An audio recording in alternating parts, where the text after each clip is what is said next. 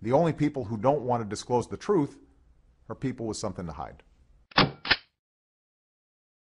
The Savage Nation. Here is Michael Savage.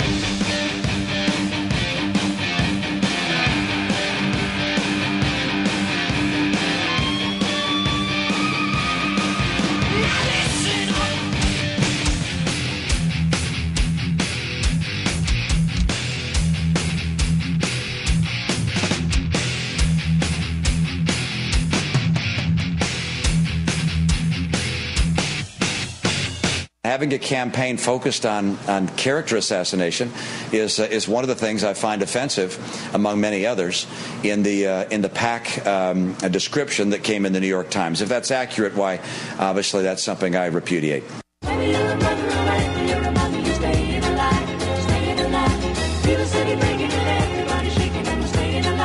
Now you know why America loves their politicians so much.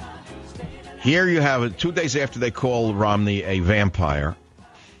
You have a super PAC put together with people who want to see Obama out of office. They want the Kenyan, one term and gone. And Romney disavows, repudiates, attacks, has more contempt for the people who want to support him than he does for Obama. So now you wonder why people are saying, well, how could this be happening? I'm going to give you an answer. I'm going to remind you again on the Savage Nation.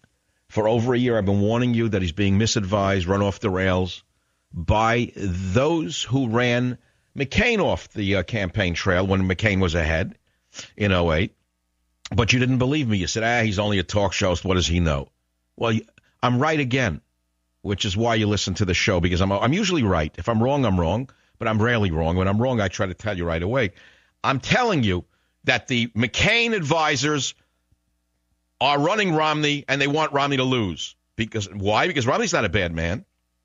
They want him to lose because the establishment wants Obama to have a second term. It's the way the game works. 8 years Dem, 8 years Repub. 8 years Dem, 8 years Repub. We just had, before Obama, 8 years of Bush. They only have a half a term they divided up. It's 8-8-8, see?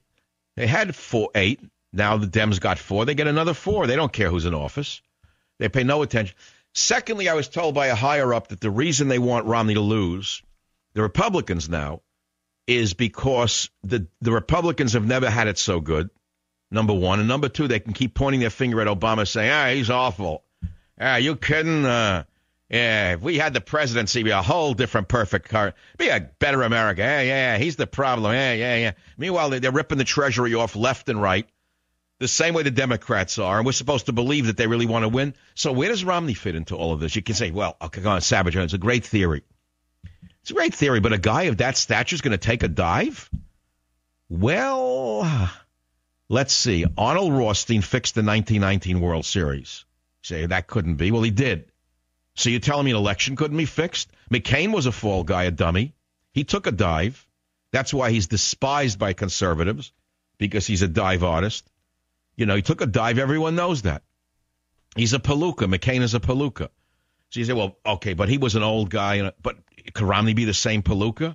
Hey, when there's this much at stake, who knows what they promised him? I don't have any answers to this as to why Romney would take a fall. I have no idea, but I know he's taking a fall. He can't be that naive. Let's put it to you that way. For a day after Obama calls him a vampire, to say he's not going to get into this is crazy. Then the bigger news comes out today. The bigger news, I don't have to tell you again. Bright found a brochure, a booklet from 91, put out by a literary agency that represented Barack Obama. And they boasted that Barack Obama was born in Kenya and raised in Indonesia and Hawaii. So where does that leave you? Has it changed your view at all? I know Democrats that wouldn't care if he was born in Mongolia. If a Democrat learned today, if it was in every newspaper owned by Warren Buffett in the United States of America, and eventually he'll own every newspaper in America, so they only publish good things about Warren Buffett and the Democrats who keep throwing him insider tips, in my opinion.